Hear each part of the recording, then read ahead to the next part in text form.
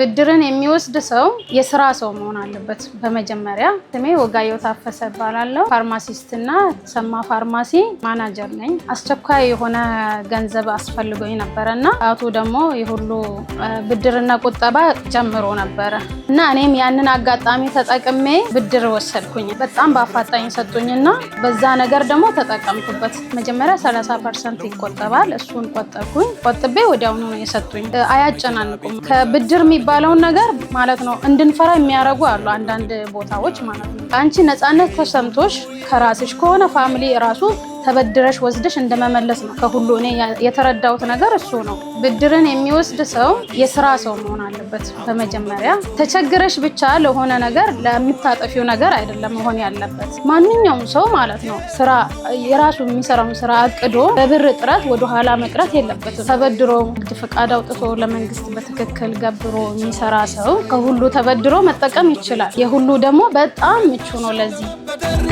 እንዳሻው ለመቆጠብ